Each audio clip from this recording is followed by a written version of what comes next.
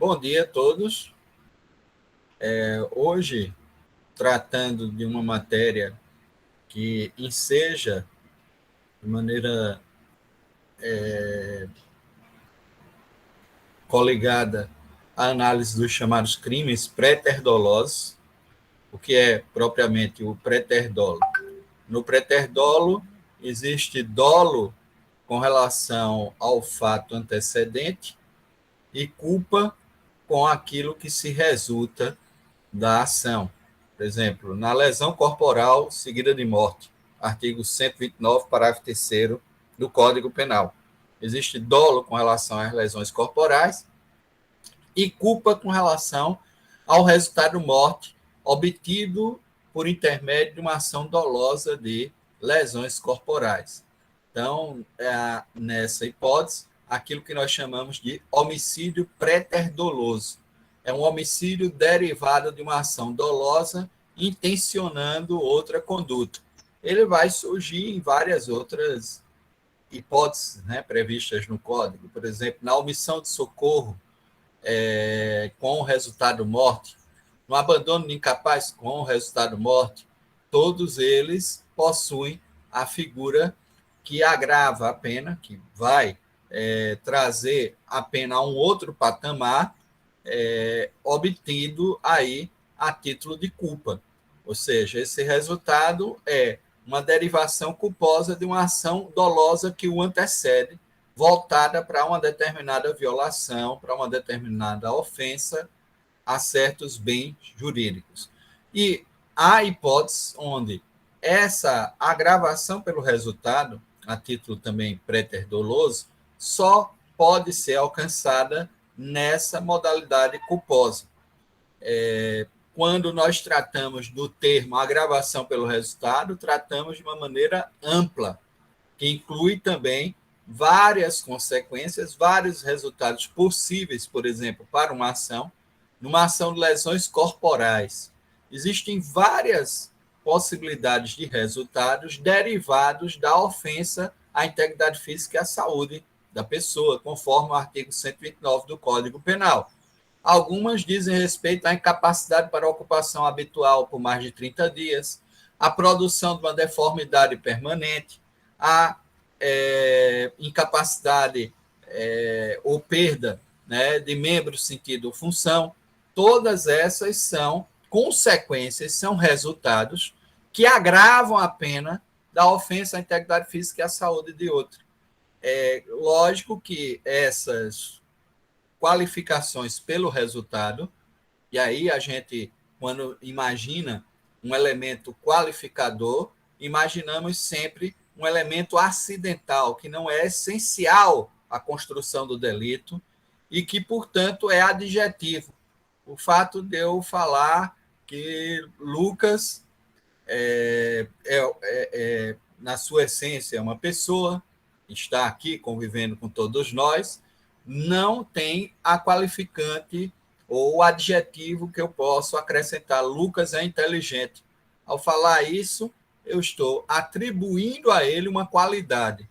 Essa qualidade que acompanha o substantivo Lucas, né, que é o núcleo, que é o que importa na sua essência enquanto pessoa, é algo acidental, algo que o acompanha de maneira acidental. É uma qualidade que a ele se junta. A mesma questão se diz quando nós, no estudo do tipo, temos o núcleo típico, que trata o núcleo aí como o substantivo, né? A substância do tipo, que diz ofender a integridade física e a saúde de outro, e essas outras consequências possíveis, incapacidade para ocupação habitual por mais de 30 dias, deformidade permanente, vamos descrever, né, as várias consequências, porque aí vai ficando mais claro, né? Elas são acidentais, elas qualificam aquela situação nuclear de ofender a integridade física e a saúde de outrem. E qualificam, obviamente, representando uma maior apenação, né, um maior grau de repressão para quem pratica a conduta cujo esse resultado que agrava a pena seja alcançado. Então, nós temos, entre as várias incapacidades para ocupação habituais por mais de 30 dias, perigo de vida, debilidade permanente de membro, sentido ou função, aceleração de parto. Isso na lesão corporal de natureza grave. Nas lesões corporais gravíssimas, que estão no parágrafo 2º, nós temos incapacidade permanente para o trabalho. Permanente. Não é só por mais de 30 dias para as ocupações habituais. Mas é uma incapacidade definitiva para o exercício da atividade laboral. Enfermidade incurável. Incurável é aquela em que a medicina não detém o poder de reabilitação total, né? As condições de reabilitação total daquele sujeito. Perda ou inutilização de membro, sentido ou função. Perda. Veja que não é apenas uma debilidade. Na lesão corporal grave, é a debilidade, não é a perda. É apenas uma incapacitação parcial, é uma diminuição das funções aí fisiológicas, orgânicas, né, desenvolvidas, né, por esse membro, sentido ou função. Deformidade permanente também, uma marca indelével, a claudicação permanente, a cicatriz visível, que vai determinar uma deformidade permanente, né, e o aborto. Vejam que entre as figuras da lesão corporal gravíssima, incluiu-se o aborto. O aborto é uma das formas de agravação pelo resultado, mas há uma questão aqui que é relevante. Eu posso, desde o início, querer cortar o braço de alguém, o que levaria à perda de um membro. E isso eu posso alcançar também dolosamente, e vai imediatamente me fazer inserir na forma qualificada da lesão corporal, que é a lesão corporal gravíssima. Mas o aborto, ele só pode ser alcançado aqui de forma pré-terdolosa. O aborto aí é pré-terdoloso. Por isso que eu digo, nem todas as formas de agravação pelo resultado são pré-terdolosas. Por quê? Porque há algumas que eu posso alcançar desde o início de forma dolosa, intencional. E há outras que só são alcançadas por via da culpa. Porque se desde o início eu quero a prática do aborto, o crime não é de lesão corporal seguida de aborto, mas no formato do aborto lá previsto entre os crimes contra a vida, no artigo 125 do Código Penal. Provocar o aborto sem o consentimento da gestante. Reclusão de 3 a 10 anos. E se houver aí o consentimento, eu não sei, mas não será lesão corporal seguida de aborto. Esse aborto que está aí no parágrafo 2º só pode ser alcançado culposamente. Existe dolo com relação às lesões corporais e culpa com relação ao aborto. Óbvio que para que isso seja alcançado, é preciso que exista a previsibilidade e a evitabilidade, que são os requisitos da culpa. É preciso uma certa consciência, por exemplo, do estado de gravidez, né, do estado em que se encontra a mulher, para que eu possa imputar, atribuir esse resultado que agrava a pena. Por isso que o 19, ele claramente vai dizer, pelo resultado que agrava especialmente a pena, só responde o agente que o houver causado, ao menos culposamente. Que significa que parte desses resultados podem ser alcançados dolosamente, de forma intencional. Mas há alguns resultados que deslocam essa classificação típica, como é o caso do aborto, como é o caso da morte, lá no parágrafo 3º.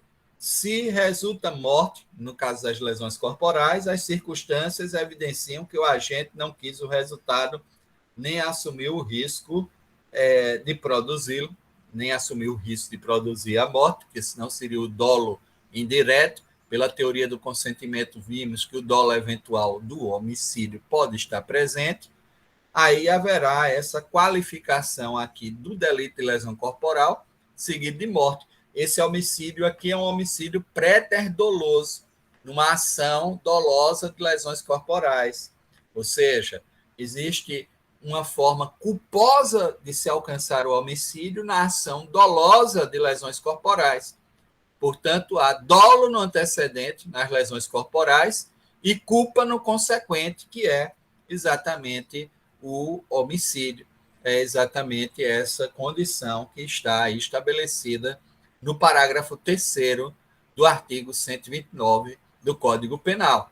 E existem vários outros, por exemplo, no 135, nós temos a pena, parágrafo único, a pena é aumentada da metade se da omissão resulta lesão corporal de natureza grave, e aí grave começa nas descrições da figura do parágrafo 1º, quando fala assim grave, a grave e a gravíssima estão juntas, parágrafo 1º e 2º, aí é de forma indistinta, porque o parágrafo 2º é só uma continuação de maior gravidade das lesões corporais graves, estabelecendo de forma proporcional a pena, né? E triplicada se resulta morte. Há aqui também uma agravação pelo resultado. E óbvio que nessa segunda parte aqui do parágrafo único do 135, eu estou também diante de um homicídio préter-doloso. Porque se houver dolo, intenção de matar desde o início, esse crime não é de omissão de socorro seguida de morte. Esse crime será de homicídio previsto lá no artigo 121, nas suas várias formas dolosas. Portanto, é necessário que, quando fizermos a leitura dos tipos, tenhamos em mente essa questão, sobretudo o que determina o artigo 19, que esses resultados que estão aqui estabelecidos como agravantes da pena, como resultados que aumentam a pena, que qualificam a pena, eles só podem ser atribuídos se alcançados de forma ao menos culposa. Devem ser alcançados de forma ao menos culposa. E parte deles só podem ser alcançados nessa forma préter-dolosa, porque, do contrário, existe uma desclassificação típica para a atribuição do tipo adequado. Por exemplo, se desde o início na ação existe o assumir o risco de produzir a morte na questão das lesões corporais, esse crime não é de lesão corporal seguida de morte. Esse crime é de homicídio por dolo eventual.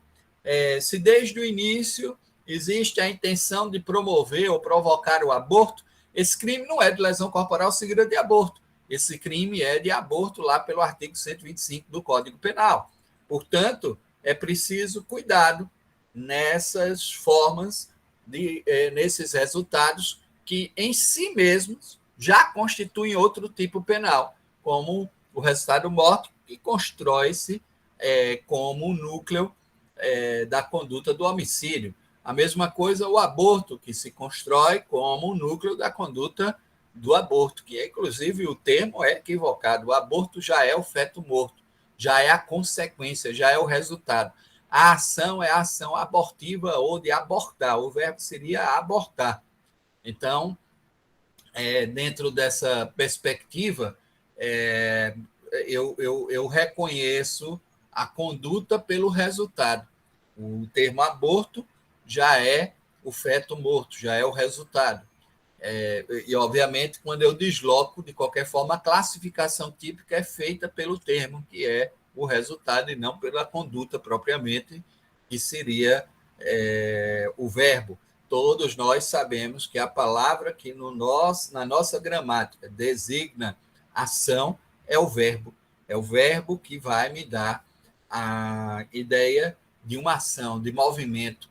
Por isso que ele é essencial para a compreensão desses fenômenos típicos e para que nós possamos entender, né, essa ideia da própria agravação aí pelo resultado.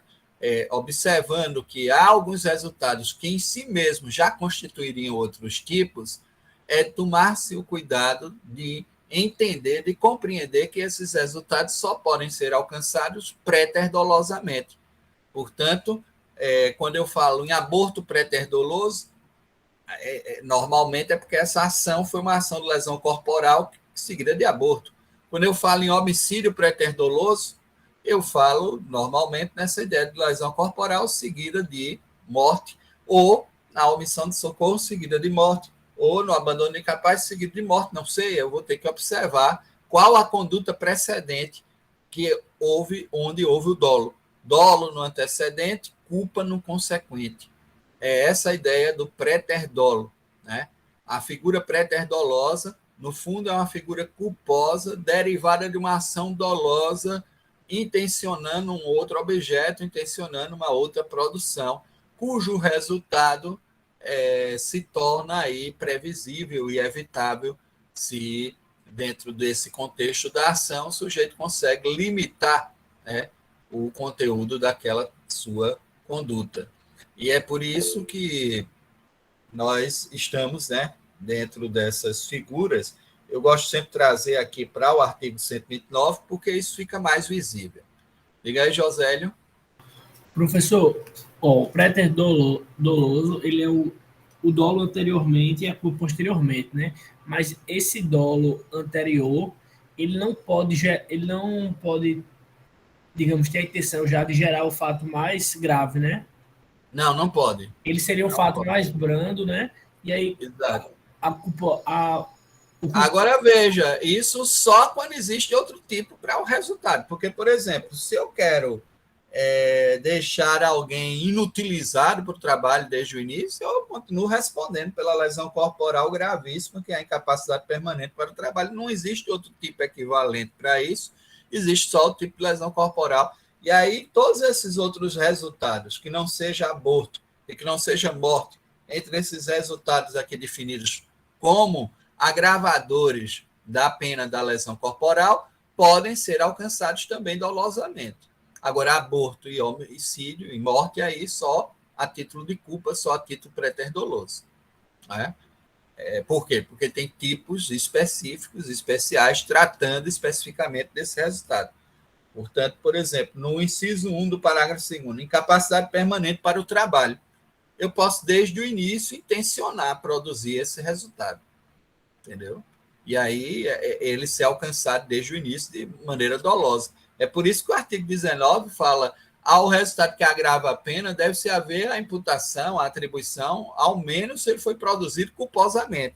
E aqui todos eles podem ser alcançados dolosa ou culposamente. Também tem isso. Quaisquer deles podem também ser alcançados culposamente. Como é que eu vou dosar a pena? Observando quais as intenções do agente no momento da ação, tá o certo? senhor dar um exemplo de um caso que tenha ocorrido o dolo anteriormente e posteriormente e que se enquadre nesse artigo 19? Aqui, acabei de dar. Acabei de falar que incapacidade permanente para o trabalho, esse resultado pode, desde o início, ser intencional, certo? Desde o início, ser intencional. Então, esse resultado já é, em si, um resultado de lesões corporais. Até porque a lesão corporal é uma figura interessante. Ela só vai admitir, basicamente, a tentativa branca. Qual é a tentativa branca? Aquela que não resulta qualquer tipo de lesão. Por isso que alguns autores dizem: a lesão corporal não admite tentativa, porque você produziu o hematoma, deslocou uma mandíbula, deslocou um ombro, já produziu as lesões corporais, ou seja, já alcançou o resultado, já é a forma consumada. Mas pode ser que alguém, por exemplo, tenha até a intenção, e pode ser até uma tentativa de lesão corporal grave. Veja, jogar ácido no rosto de uma pessoa, porque você tem ciúmes ou inveja dela, né, para produzir, óbvio, deformidade permanente.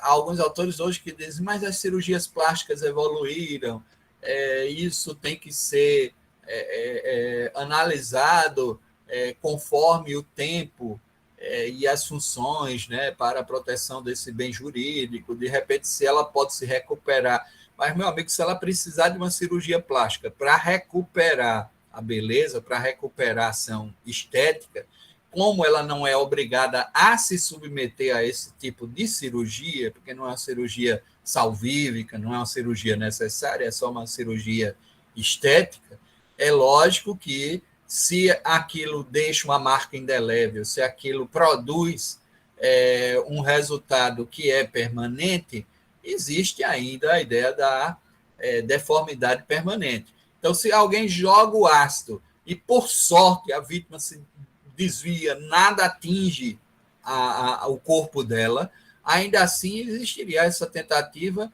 e seria uma tentativa de lesão corporal gravíssima, porque seria essa tentativa de produzir uma deformidade permanente no inciso 4 do parágrafo 2º. Por isso que se diz que as lesões corporais só admitem essa tentativa branca, que é aquela tentativa que o meio é eficaz, o objeto é idôneo e existe a possibilidade de se produzir o mal que está aí sendo construído pela ação, pela conduta. Basta que o meio seja, a gente falou aqui que a teoria que nós adotamos não é a teoria objetiva pura, no sentido de que é necessário um risco concreto, que o bem jurídico, por exemplo, eu só admitiria, pela teoria objetiva pura, uma tentativa de homicídio se eu disparasse contra, sei lá, Josélio, e ele realmente ficasse entre a vida e a morte, tivesse risco real de morte. Aí haveria a chamada tentativa de homicídio. Não, eu posso disparar, ser um péssimo atirador, ter intencionado matá-lo, e nenhum dos tiros pegar ele, mas só pela minha intenção existe sim a tentativa, porque o meio, o instrumento utilizado para a prática, ele é, digamos assim, próprio, ele pode produzir esse resultado, ele não é inapropriado, ele é eficaz, né? E o objeto, que é uma pessoa com vida, Josélio, aí pleno de vida, saudável, jovem, né? Ele está aí dentro dessas condições, ele é também idôneo para receber esse mal praticado aí pelo mecanismo.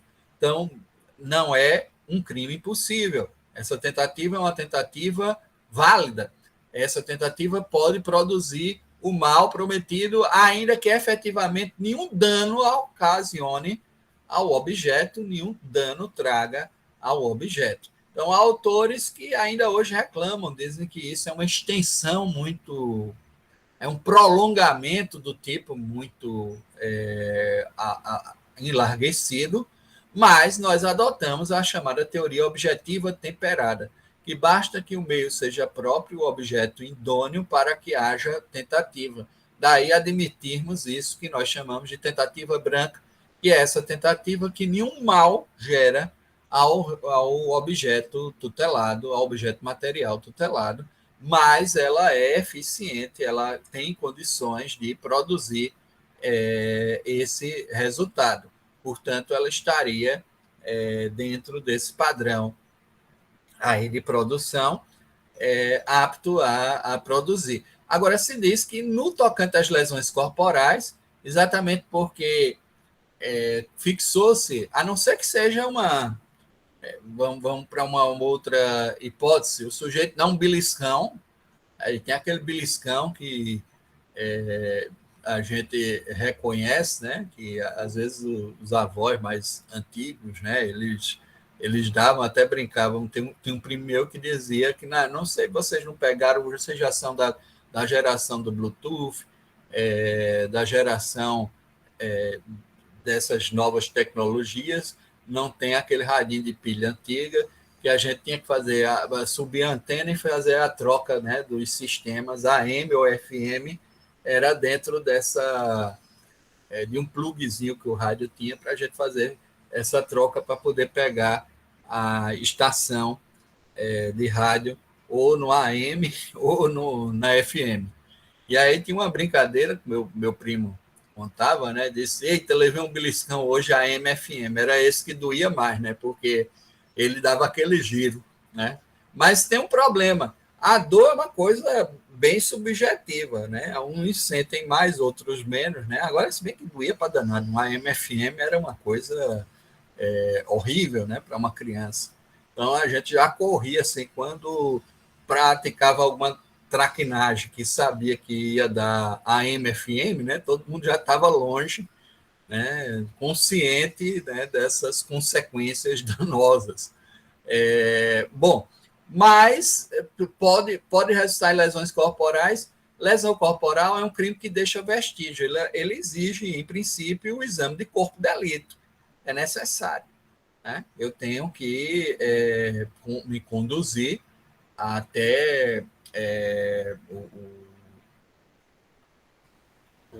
o IPC, né? O Instituto de Polícia Científica, se houver, né? Se tivermos acesso, para fazer a perícia adequada e, com isso, juntar, né, essas condições para a comprovação das lesões corporais. Então, um hematoma já é um elemento comprobatório de que houve a lesão corporal, mas uma lesão corporal leve, né, dentro dessa ideia. Mas um beliscão, diante da fugacidade, talvez, do vestígio, não dê tempo, fica aquela vermelhidão que depois não dá para dizer se houve ou não. É por isso que alguns autores falam que aí é muito mais uma contravenção penal de vias de fato, pode ser injúria, né, nesse sentido da ofensa à dignidade ou decoro, a depender de onde foi ministrado o beliscão, pode até resultar em algum daqueles crimes contra a dignidade sexual, a importunação, ou mesmo hoje, diante da unificação das figuras do estupro com atentado ao pudor, né, haver aí uma outra conotação. Se houver essa conotação sexual, pode estar lá entre os crimes contra a dignidade sexual, mas no tocante à lesão corporal, essa significância perde sentido, porque eu não vou. É sempre essa perspectiva de que eu tenho que funcionalmente analisar essa conduta. Eu não vou ter aí esse vestígio, talvez, para incorporar a ideia de um corpo, do laudo de corpo delito, né, do laudo aí trazendo a comprovação, né, de que houve efetivamente esse mal.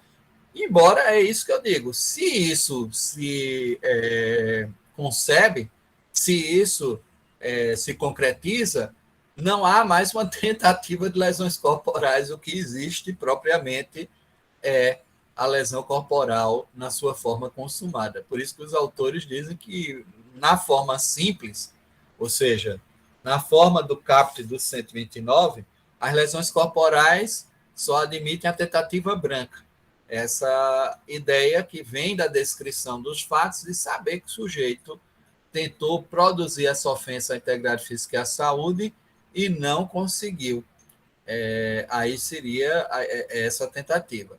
As formas graves, até que se pode passar, né, se havia intenção realmente de desmembrar o sujeito, de fazê-lo ficar debilitado de forma permanente, né, ou seja, perder ou inutilizar um sentido, a vista, né, cegar, né, vou lhe cegar, e aí busca isso. E se isso ficar comprovado, você pode partir já para a ideia da tentativa desse resultado gravíssimo e deslocar a pena já para a forma qualificada, por exemplo, no parágrafo 2º, que passa a ser de 2 a 8 anos, na forma tentada.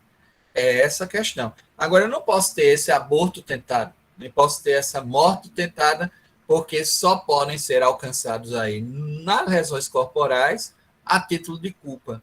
E a culpa não admite tentativa. É uma outra questão que é relevante para a gente observar essa dinâmica da agravação pelo resultado, certo? Então, há coisas que, como eu disse, são muito en passant e perde-se rapidamente esse vestígio. Há, então, uma dificuldade de comprovação, né, de certas violações, de certas ofensas, partindo dessa análise, né, de que nas lesões corporais essa ofensa é a integridade física, a integridade corporal ou a saúde de outrem, sempre dentro daquilo que trata especificamente o tipo penal. Alguma outra questão sobre o formato pré-doloso e como a gente pode reconhecê-lo, né, nos tipos? Vejam, dentro dessa análise, né, e voltando a essa análise, é sempre muito bom sempre focar também nessa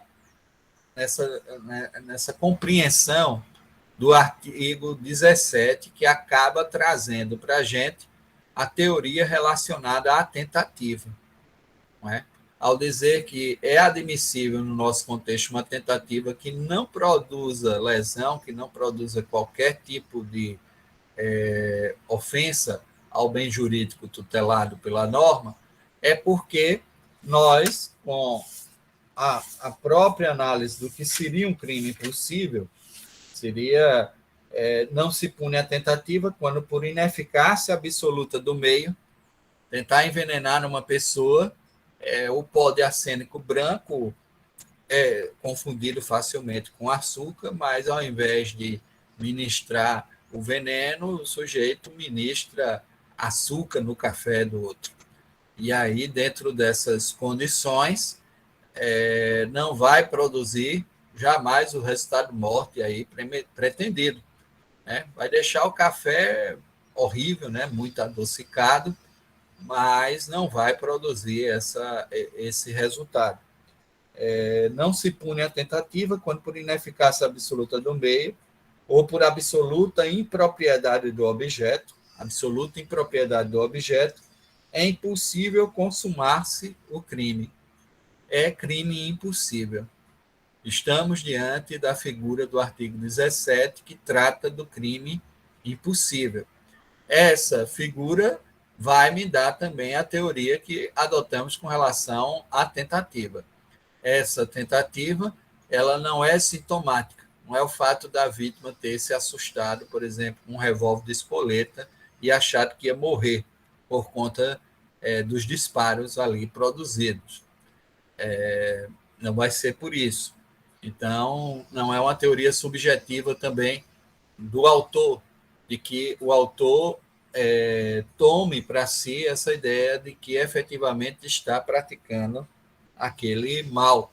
Mas é uma teoria objetiva, mas não é uma teoria objetiva pura, porque não precisa que efetivamente haja um risco ao bem jurídico tutelado para que eu fale aqui em tentativa e possibilidade de repressão dessa conduta a título de tentativa. Basta que o meio seja próprio o objeto idôneo para receber aquela ofensa, para que haja a possibilidade da tentativa, certo? Então, dentro dessas circunstâncias, no artigo 17, nós criamos essa teoria no tocante à tentativa, e é relevante sempre voltarmos a ele toda vez que a gente tem uma dúvida com relação a se esse fato constitui ou não uma tentativa. Lembrando que o artigo 17 permite, portanto, essa tentativa branca, essa tentativa que nenhum mal gera ao objeto tutelado, ao bem jurídico que está ali, em tese, sendo protegido a partir da repressão à conduta penal, né, que nós estabelecemos. Então, no 19, eu já tenho maior clareza agora de que quaisquer daqueles resultados que se desdobram, né, que são consequências da prática de uma determinada conduta, que são resultados que agravam a pena, normalmente os que agravam a pena, o sujeito só vai responder quando os houver causado, ao menos culposamente. Então, ao menos também nessa forma pré-dolosa, que não necessariamente precisa. A agravação pelo resultado ela pode ser alcançada dolosa ou culposamente. Já o pré-dolo será sempre por culpa do consequente, que é o que ocorre tanto no artigo 129 parágrafo 2º, inciso 5, no tocante ao aborto, quanto no 129, parágrafo 3º, no tocante ao homicídio, no tocante ao resultado de morte. No 129, parágrafo 3º, é o homicídio pré-doloso, ou seja, o homicídio culposo derivado de uma ação dolosa de lesões corporais. No 129, parágrafo 2º, inciso 5, quando se alcança o aborto, é o aborto pré-doloso. Aborto culposo derivado de uma ação dolosa de lesões corporais. Portanto, daí se extrai, e diferentemente da forma comum da agravação pelo resultado, essas formas pré-dolosas, elas só podem ser alcançadas a título de culpa. As demais, as formas comuns de agravação pelo resultado, podem ser alcançadas tanto por dolo como por culpa. Se forem alcançadas por culpa, também será avaliado a repressão de maneira proporcional dentro dos limites variáveis de pena ali estabelecidos, né? Ou na forma também da quantidade de pena a ser aí aumentada, né, dentro dessas várias circunstâncias. Então, são essas questões que às vezes a gente vai tendo que desenvolver, né, e tratar especificamente, né, quando observamos, né, essa análise, né, cuidado também com a reflexão sobre a consumação. Normalmente a gente olha muito para os crimes materiais, como é o caso do homicídio, é um crime de resultado. É um crime que se produz o resultado de morte. Então, há consumação quando esse resultado é alcançado. A gente vê esse resultado se materializando e facilmente depura que há a reunião de todos os elementos do tipo, porque o homicídio, na sua forma sintética, tem matar alguém. Então, eu já sei que é produzir o resultado morte de uma pessoa. Quando se produz esse resultado morte, estamos diante do homicídio. Isso claramente traduz a construção típica de um crime material, de um crime de resultado. Portanto, é natural que, na sua consumação, para a reunião de todos os elementos do tipo, esse resultado apareça, esse resultado seja aí produzido. Mas isso não é necessário na maior parte dos tipos, tanto da parte especial do Código como da legislação penal especial, porque eu diria que 70% dos tipos são crimes formais, crimes cuja consumação independe, às vezes, até da produção de algum resultado. E pode, inclusive, nem ter resultado, né? Como os de mera conduta. E aí, a consumação não pode ser simplesmente a produção do resultado. É a reunião na conduta de todos os elementos descritivos do tipo. Se a pessoa produz todos os elementos descritivos do tipo naquela ação, e aí, por exemplo, expor alguém ao perigo de contágio de uma moléstia grave. O sujeito consciente de que é tuberculoso divide a colher lá de alimentação com outro, expondo ao perigo de contágio dessa moléstia. Ou seja, só o fato de ter exposto já é o suficiente, não precisa que a vítima, no caso alguém que usou o instrumento contaminado, venha a contrair a moléstia. Basta que haja a exposição ao perigo.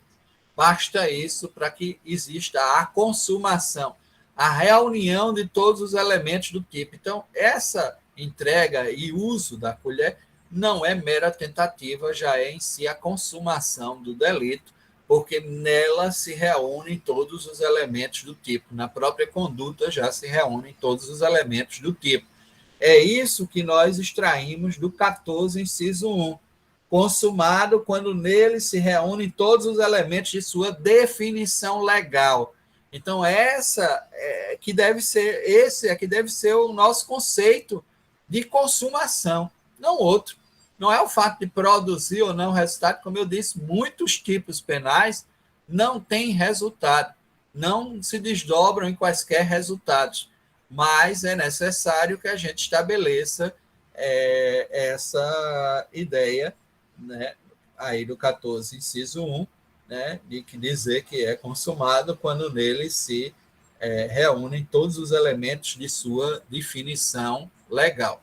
Então, a consumação diz respeito a isso, a reunião de todos os elementos do tipo tentado quando iniciada a execução, e aí daquela parte que a gente estuda o iter crimes, né, fala nos atos executórios, ali são iniciados, não se consuma por circunstâncias alheias à vontade do agente. E aí tem a tentativa perfeita, quando o sujeito realiza todos os atos e mesmo assim a consumação não ocorre, então efetuou todos os disparos possíveis contra a vítima, atingiu ela, mas mesmo assim esse resultado não ocorreu. E a imperfeita, quando ele inicia os disparos e alguém interrompe, alguém paralisa e, portanto, também não se produz o resultado pretendido. Então, é necessário sempre dar uma olhada, né, em cada circunstância, né, como isso se constrói. E diria que é uma parte importante, né, que vai se desdobrar também desse conceito de causalidade, uma análise que a gente não pode deixar de fazer e de tomar cuidado. Me lembro que também tínhamos falado da especificidade dos tipos omissivos em relação aos demais.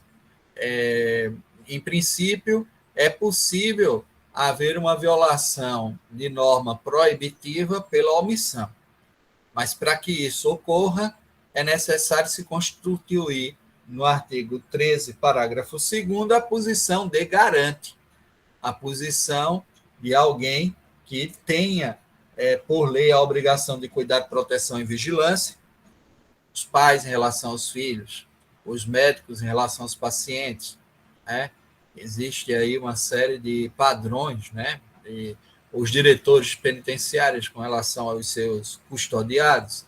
Então, há aí, né, um padrão que é aí estabelecido a partir de normas legais convencionadas para esse tipo de relação, para esse tipo de contato social e, portanto, cria essa posição de garante. E as omissões, nesse contexto, elas são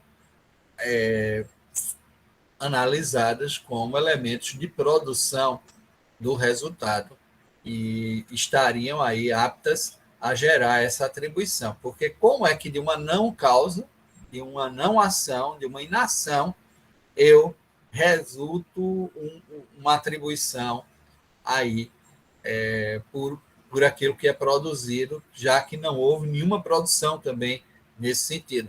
Só através dessa posição de garante, só através do 13, parágrafo 2º, para os crimes omissivos impróprios, que são comissivos omissivos ou crimes de comissão praticados via omissão, ou crimes de norma penal proibitiva. O homicídio, por exemplo, pode ser praticado por omissão dentro desse contexto do 13, parágrafo 2º. Já há outros tipos cuja construção da norma não é de uma norma proibitiva, mas de uma norma mandamental, de um dever, de um imperativo. E aí essa violação direta à norma mandamental, dessa violação direta decorre a repressão específica para aquela modalidade, que é o que acontece na omissão de socorro. Existe um dever de solidariedade que é universal dentro da comunidade, e a violação direta a esse dever faz com que a gente incorra na pena lá do 135 do Código Penal. Essa norma não é uma norma proibitiva, é uma norma dever, é uma norma mandamental. Então, a violação de uma norma imperativa, dever, mandamental, constrói-se nos tipos omissivos próprios. Nos tipos omissivos próprios não existe uma violação de norma proibitiva, existe uma violação de dever, uma violação de um mandamento, de um dever de agir. Isso está no 135, isso está no 269, como médico, e ali, de forma especial, por isso que a gente disse que é um crime próprio. Porque é um crime próprio esse do 269, porque o sujeito ativo, o autor, tem que reunir essa condição específica, especial de ser médico. E aí, dentro dessas condições, se ele deixa de notificar doença de notificação compulsória, ele está violando um dever de agir, um imperativo de ação, um mandamento de notificar doença de notificação compulsória. Ele viola uma norma mandamental. Trata-se de um tipo omissivo próprio, não é um tipo omissivo impróprio. Os tipos omissivos impróprios só podem ser alcançados pelo 13, parágrafo 2º.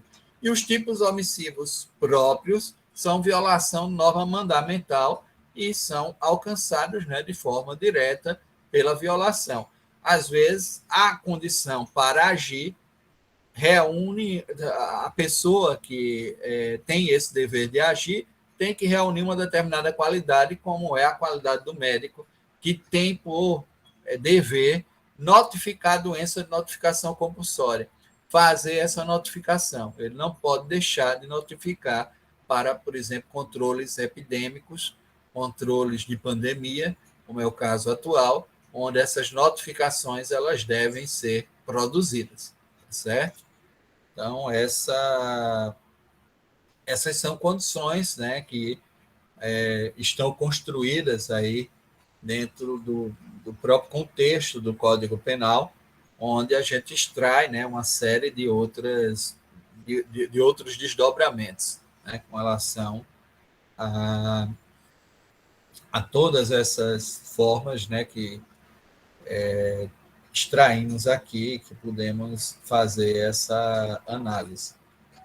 Bom, não se pune a tentativa quando por ineficácia absoluta do meio ou por absoluta impropriedade do objeto é impossível consumar-se o crime. Já tratamos disso aqui, que descreve, na sua essência, a teoria objetiva temperada, que é a teoria que nós nos servimos, né, para a análise da tentativa no contexto do nosso código. Então, mais alguma questão com relação Vejam, a aula hoje está terminando aqui um conteúdo, né? Está tratando do conteúdo do 19, mas como é um conteúdo menor, a gente aproveitou e fez uma mini revisão, né, de alguns conceitos que são essenciais para que a gente dê continuidade também à matéria. Tem um conteúdo um pouquinho mais extenso, eu pretendo tratar na próxima semana, que é do concurso de agentes, que, às vezes, quando não dava tempo em Penal 1, eu achei interessante, eu não sei se foi por conta do volume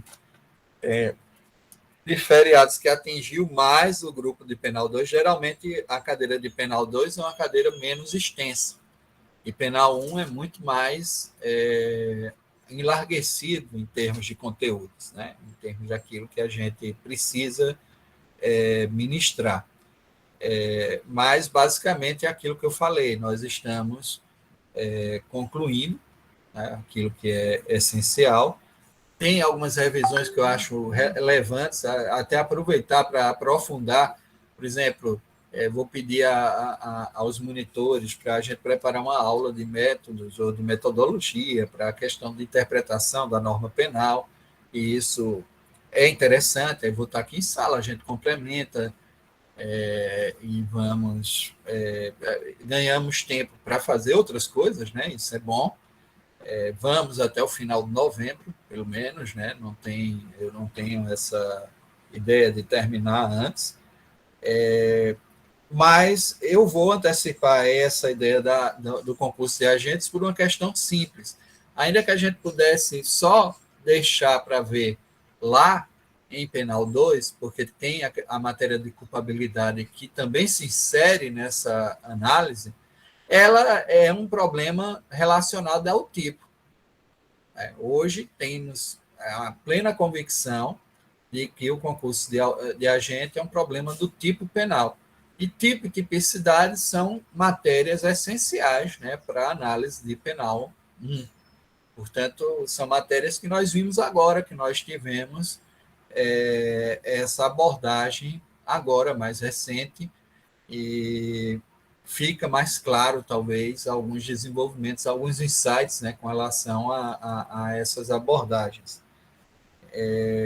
Mas, com isso, nós concluímos, digamos assim, o núcleo de conteúdos, principalmente os conteúdos positivos, podemos ainda tratar, como eu falei, de alguma matéria propedêutica, né, que adira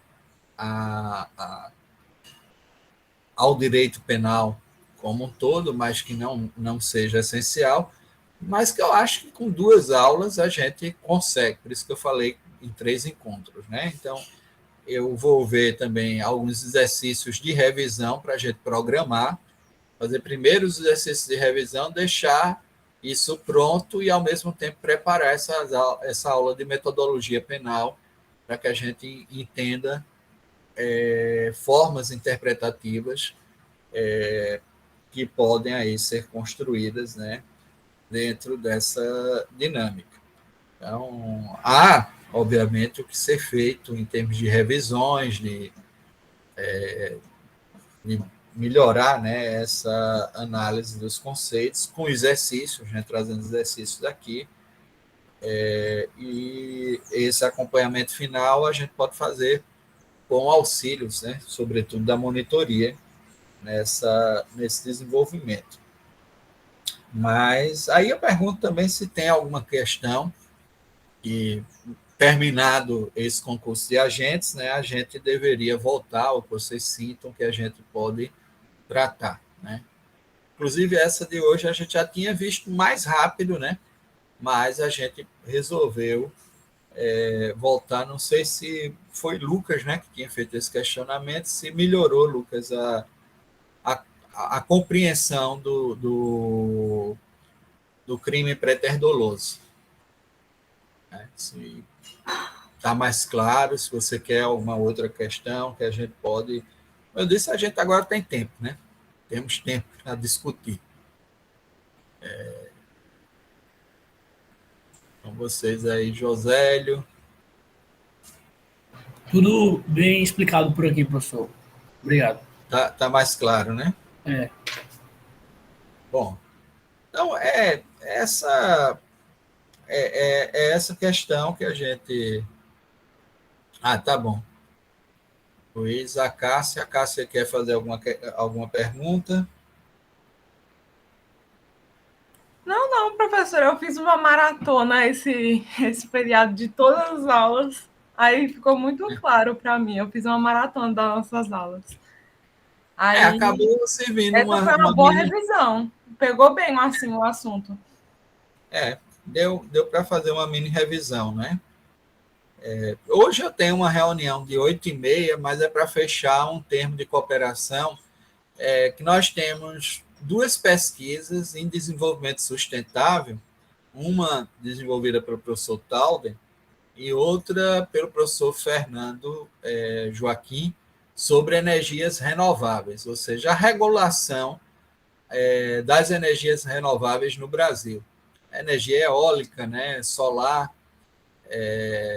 mesmo as hidrelétricas, né, como é que a gente pode estabelecer as regras mínimas, e é um tema atual, né, palpitante, e chamou a atenção de algumas universidades chinesas que querem investir em pesquisas nessas áreas e querem também entender como é que a gente vai regulamentar isso, não é? E aí trocar aí algumas parcerias, e aí marcaram para hoje. A gente conseguiu de última hora um tradutor, né? Porque vai ser via inglês, né? Vamos fazer essa reunião em inglês para ver essa questão dos financiamentos e etc. Eu acho que vai ser interessante, né? Para tratar. E é um assunto importante, eu acho que vocês devem começar também a se interessar sobre essa ideia da regulamentação, que existe todo um direito do solo, de como A gente diz, mas são energias não poluentes, mas elas trazem uma série de problemas com relação às aves, também a própria repartição do solo, da maneira como se pode continuar produzindo embaixo, né, desses parques eólicos.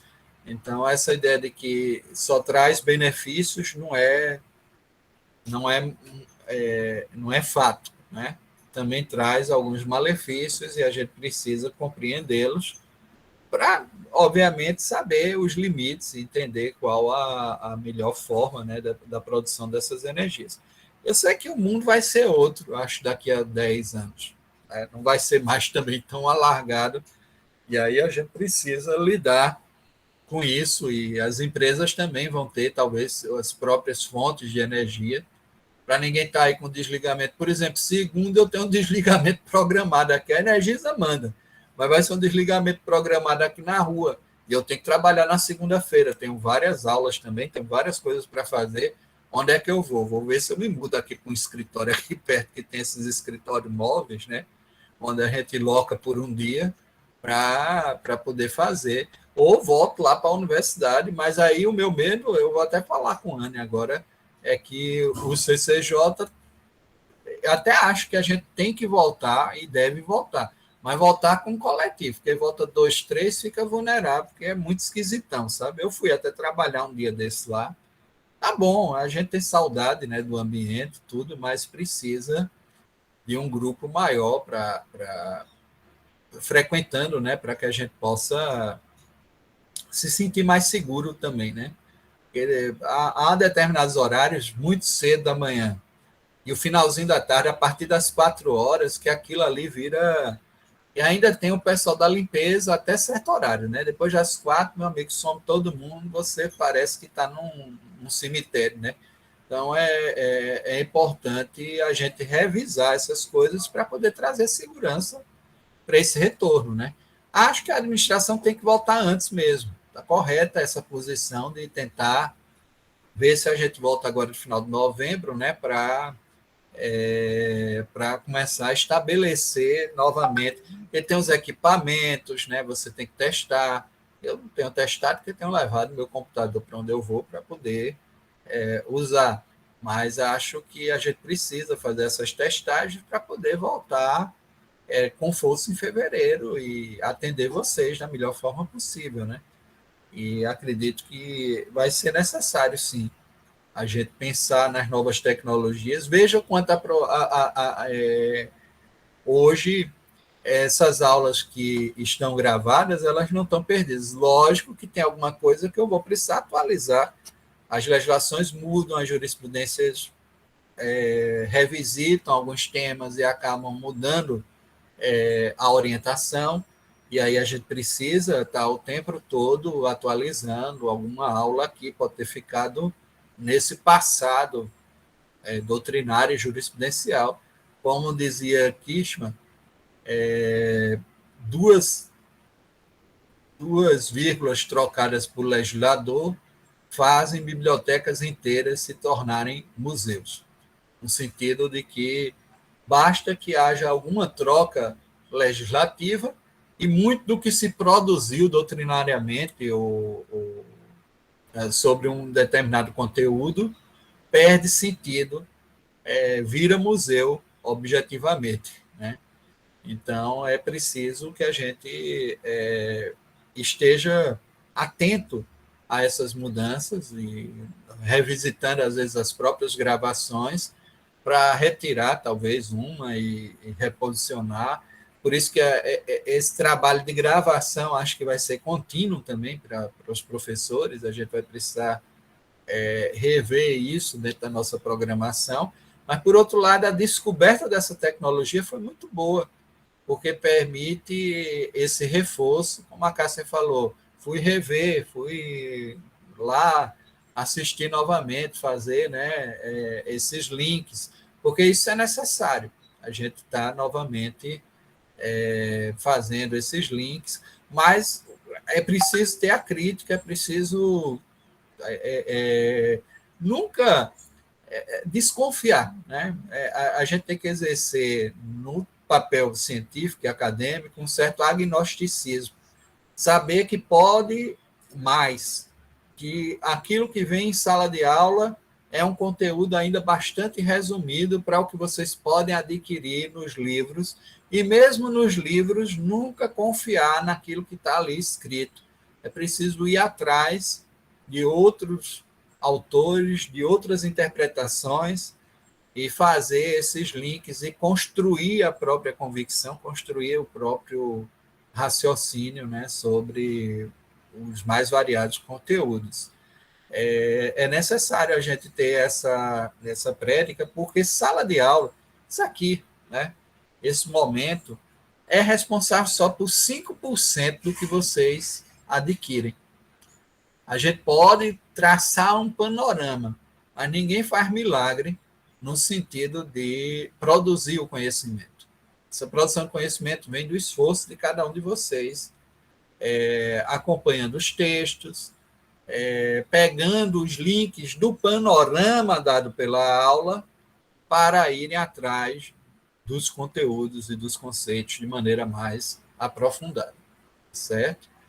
Não podem ficar nessa superfície. Sala de aula é a superfície. O iceberg é mais profundo, né? Ele está lá. Ele tem 2 textos escondidos, onde ninguém ainda vocês ainda estão no início, né, desse processo. Precisam... eu acredito, 25 anos que eu estudo direito penal, e eu digo todos os dias que eu ainda não sei muito direito penal, né, porque sempre a gente está descobrindo coisas novas. Autores bons vão se tornando museu também, né? A gente vai observando que vão surgindo, pós o funcionalismo, já surgem outras teorias baseadas no reconhecimento. Então, depois de Hoxton, de Eshek, de Jacobs, no passado a gente tinha Welser, Maurrat, Mesger e outros autores, né? E mesmo a escola mais crítica, Arthur Kaufmann, Hassmer, quase todos, obviamente, alemães. Consigo alguma coisinha, não falo alemão, mas consigo ler alguma coisa em alemão e traduzir minimamente algumas coisas e me viro, né, digamos assim, nessa questão, e consigo as traduções em espanhol ou em inglês, sobretudo em espanhol, porque na Espanha eles conseguiram bons tradutores, né? Tanto a Espanha como a Argentina também gosta muito de incorporar o original desses autores. Não tem essa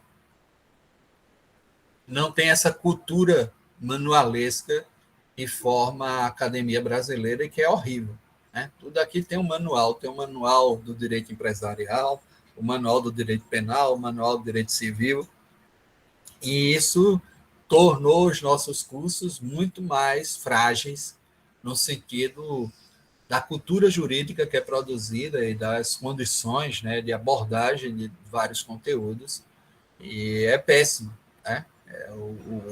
O ideal seria realmente que a gente, a cada conteúdo desse, pudesse ir atrás desses autores, referências, e fazer aí um apanhado, né, de maneira mais dinâmica, né, de tudo que a gente trata aqui.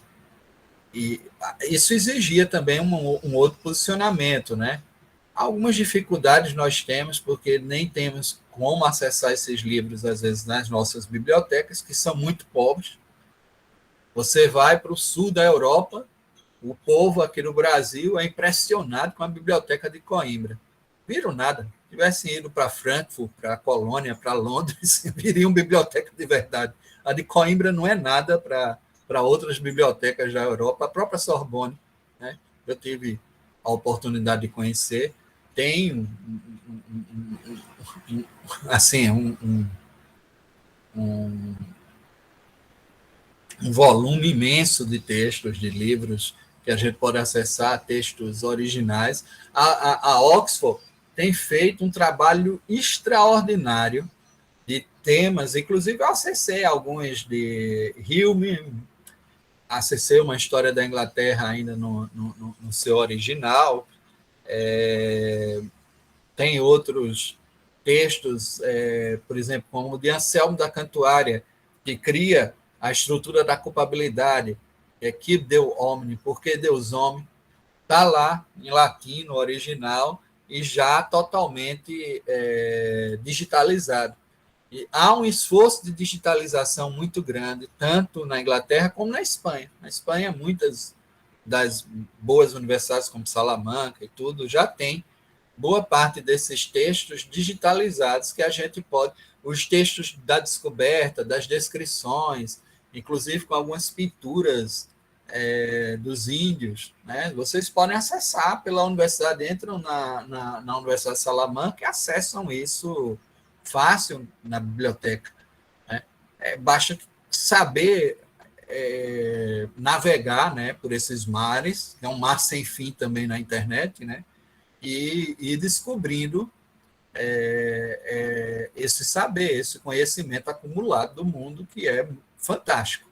Então, já há bibliotecas que estão fornecendo para a gente, né? Então, você não precisa mais ir até Oxford para acessar os textos do arcebispo, do cardeal da Cantuária, que disputou e que criou um conflito interessantíssimo com William, o conquistador normando, né? O Guilherme da Normandia, na tradução portuguesa, e que foi importante para o direito, porque construiu alguns conceitos, entre eles o conceito de culpabilidade, que ainda hoje nós empregamos. Olha que coisa fantástica, né? Ou seja, um debate que constrói as condições para a gente operar um conceito jurídico relevante ainda hoje para tratar a matéria penal.